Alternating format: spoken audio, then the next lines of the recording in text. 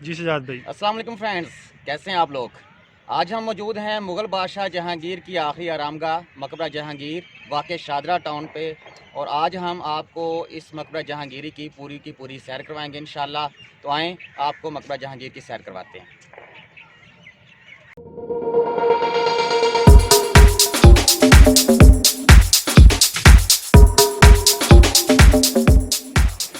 مقبرہ جہانگیر کا داخلی دروازہ دراصل سرائے اکبری کا داخلی دروازہ ہے، ایک احاطہ جس کے چاروں طرف کمرے اور برآمدے بنائے گئے ہیں سرائے اکبری کہلاتا ہے۔ سرائے کے احاطے کے چاروں طرف ایک اونچا چبوترا بنایا گیا ہے جس پر چاروں طرف چھوٹے چھوٹے کمرے بنائے گئے ہیں۔ ان کمروں کی تعداد 180 ہے اور ہر کمرے کے سامنے ایک برآمدہ بنایا گیا ہے۔ سرائے کے کونوں میں برجوں کا اضافہ بھی کیا گیا ہے۔ سرائے میں عمومی مغلیہ طرز کے 2 بڑے دروازے شمال اور جنوب کی جانب بنائے گئے ہیں، جن کی آرائش اور نقاشی فریسکو اور غالب کاری سے کی گئی ہے۔ ان کی نقاشی اور طرز تعمیر سے یہ معلوم ہوتا ہے کہ دروازے اور اکبری سرائے ایک ہی وقت یعنی دور شاہ جہانی میں تعمیر کیے گئے۔ رنجیت سنگھ نے اپنے دور میں اس سرائے کو فوجی چھاؤنی میں تبدیل کر دیا تھا۔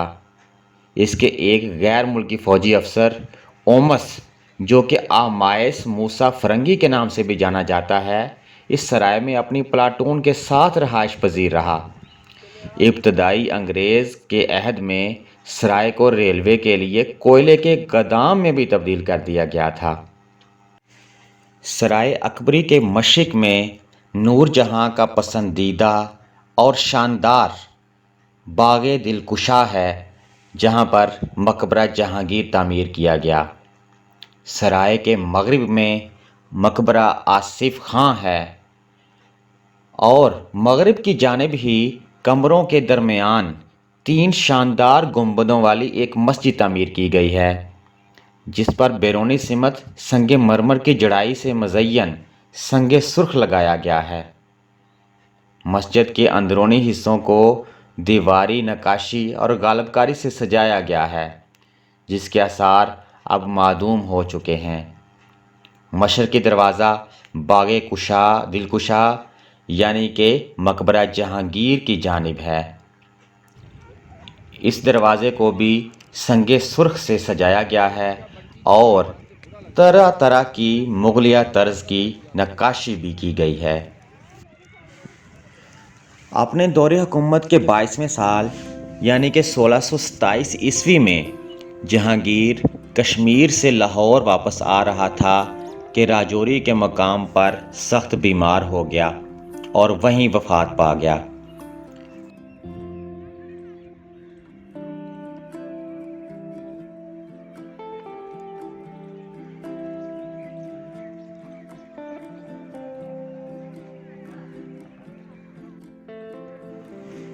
اس کی اہلیہ ملکہ نور جہاں اس کو لاہور میں دفن کرنا چاہتی تھی اور اس نے طبیبوں کو بلایا اور ان کو حکم دیا کہ کس طریقے سے اس کو زندہ دکھا کر لاہور لے جایا جا سکتا ہے۔ تو طبیبوں نے سوچ بچار کے بعد یہ مشورہ دیا کہ اس کا پیٹ چاک کر دیا جائے، دل، گردے اور آنتڑیاں وغیرہ نکال دی جائیں اور ایک خاص شہد اور جڑی بوٹیوں سے بنا پیسٹ لگا کر اس کو گلنے سڑنے سے بچا کر لاہور لے جایا جا سکتا ہے۔ تو ملکہ نور جہاں نے اس مشورے پر عمل کرتے ہوئے بادشاہ جہانگیر کا پیٹ چاک کروا دیا، اس کے دل، گردے اور تمام آنتڑیاں نکال لی گئیں اور اس پیسٹ کو لگا کر گھوڑے پہ بٹھا کر لوگوں کو زندہ دکھا کر بادشاہ جہانگیر کو لاہور لایا گیا اور اس کے گردے، آنتڑیاں اور تمام اندرونی اعضاء کو باغسر قلعہ تحصیل سماہنی ضلع بھمبر کے پہلو میں دفن کر دیا گیا، جہاں پر بھی اس کی ایک قبر موجود ہے۔ لاہور میں لا کر جہانگیر کو ملکہ نور جہاں کی ملکیتی وسیع و عریض باغ دلکشا میں دفن کیا گیا۔ یہ باغ اس وقت لاہور شہر سے 5 کلومیٹر شمال مغرب میں راوی کے کنارے واقع تھا۔ جہانگیر کا مقبرہ اس کے بیٹے اور جانشین شاہ جہاں نے بنوایا۔ یہ مقبرہ 1637 میں تقریباً 10 لاکھ روپے کی خطی رقم سے 10 برس میں مکمل ہوا۔ باغ کا سائز 1538 بائی 1538 فٹ ہے۔ مقبرہ جہانگیر نہایت خوبصورت تاریخی عمارت ہے اور لاہور کی تاریخی عظمت کا ثبوت ہے۔ تاج محل آگرہ کے بعد یہ مقبرہ برصغیر پاک و ہند میں مغلوں کی لاسانی عمارت ہے۔ مقبرہ جہانگیر مربع شکل میں ایک عمارت ہے جس کی ہر سمت 267 فٹ کی ہے۔ مقبرے کے چاروں اطراف کا درمیانی حصہ آگے بڑھا ہوا ہے۔ مقبرہ کی عمارت تقریباً 4 فٹ اونچے پلیٹ فارم پر بنائی گئی ہے۔ عمارت کے اندرونی اطراف اور میناروں کے نیچے والے حصے پر سنگ سرخ لگایا گیا ہے۔ سنگ سرخ کے سلوں پر سنگ مرمر سے آراشی کا کام کیا گیا ہے۔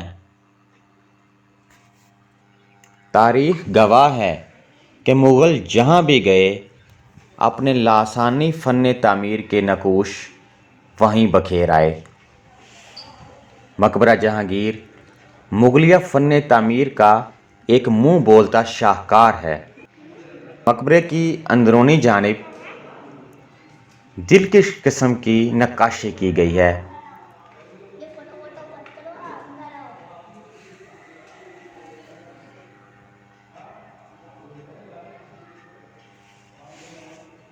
مقبرے کے فرش پر، دیواروں پر اور اس کی چھت پر لافانی نقوش ضبط ہیں۔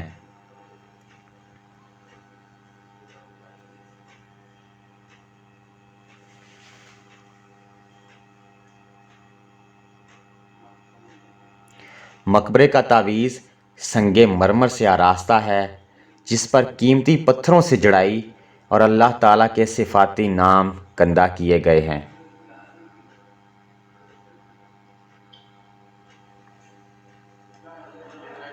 مقبرہ کی چھت گنبد نما ہے، تاہم چھت پر نقوش اب معدوم ہو چکے ہیں۔ یہ اللہ رب العزت کے صفاتی نام جو مغل بادشاہ جہانگیر کے قبر کے تعویذ پر کندہ ہیں۔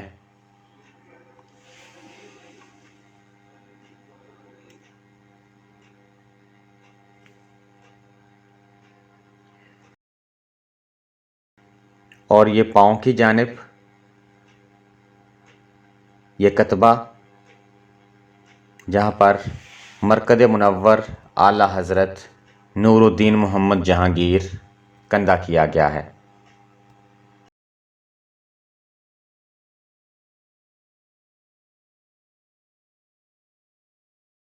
یہ مقبرے کا بیرونی حصہ چبوترے کے اوپر سے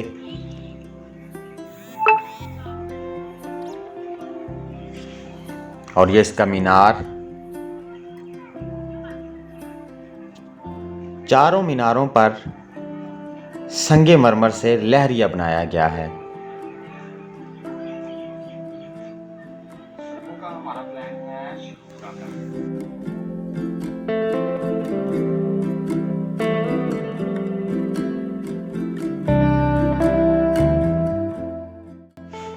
یہ مقبرے کی چھت سے مقبرے کے باغ کا منظر۔ مقبرے کی چھت کے اوپر بھی نقش و نگار کندہ کیے گئے ہیں۔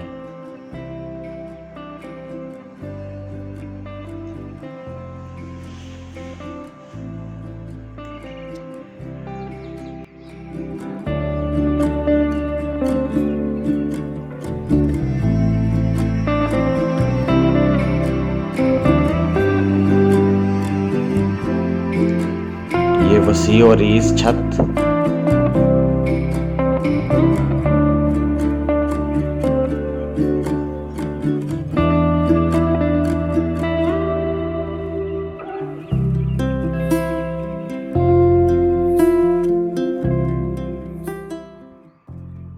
اور گرد و نواح میں نواؤ اقسام کے درخت۔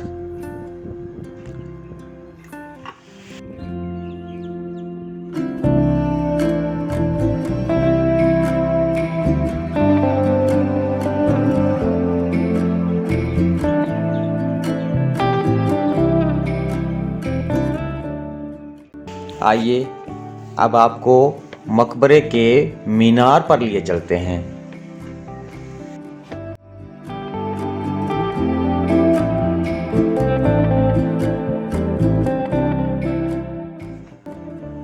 یہ مینار سے راوی کی جانب کا منظر، دور افق پر راوی نظر آ رہا ہے اور اس سے پہلے باغ دلکشا،